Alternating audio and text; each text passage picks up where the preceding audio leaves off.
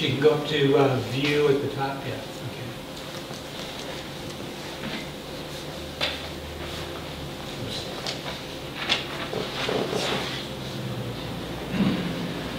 I'm not sure why it's split into two, but here we go. Oh, okay. I'd like to touch on a couple of things.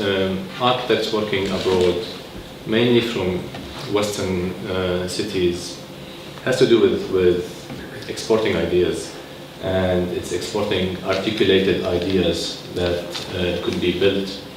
The reason for importing is a number of reasons. If we can try to capture them, they'll be either lack of know-how or willingness to kind of import know-how. The second one is brand names, and that's happening. And usual trend is cities will start to import know-how, and then they get into trend names. The third one is really the ideas themselves, the building, the designs.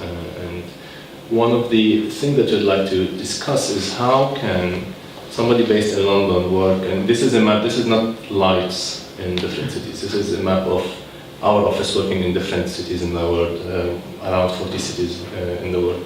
So at any one day you have people in our offices working in these cities, and how can you maintain integrity of ideas, how can you make sure quality is taken care of.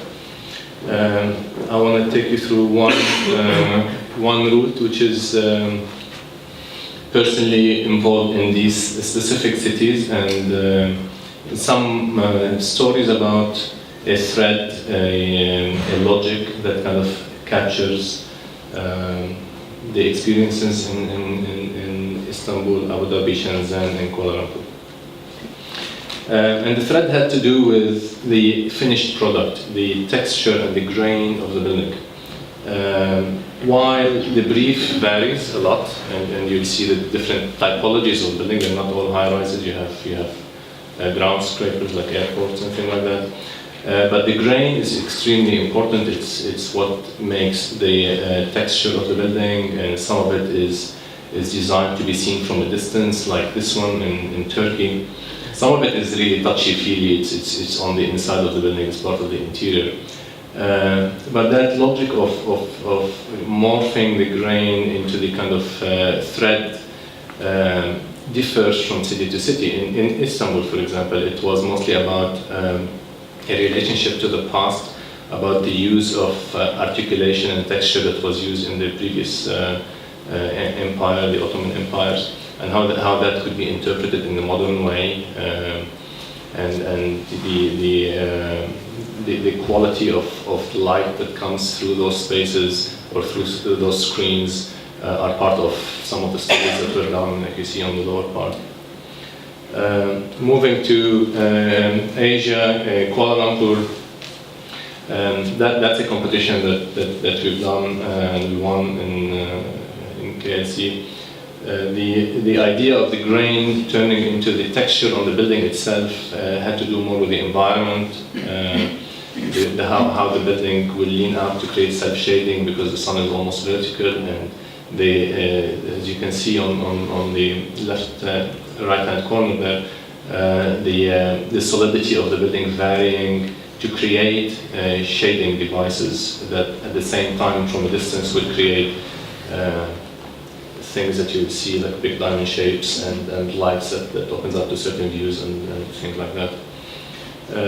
Moving to Shenzhen, to China, and again, reasons for importing varies, and in this specific case, I mean, the Chinese are interested in the Western culture, but also in the digital media and in the latest technologies, and the texture in this case was used to reflect that, to reflect the in this case the retail base being a box where the activity is reflected through media on the walls, or panels of different colors.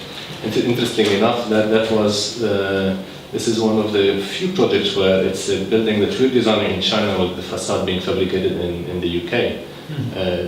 Because of the quality that the clients were after at the time, you cannot get anodized panels in the right way. in China. Moving forward from here, so if you now go to Abu Dhabi Airport, which is currently under construction, one of the biggest construction sites in the world. Again, importing the idea had here to do really with the know-how. Airports, you cannot just come up with an airport, you have to understand how they work, and that's one of the reasons why airports are usually designed by a specialist somewhere in a foreign city.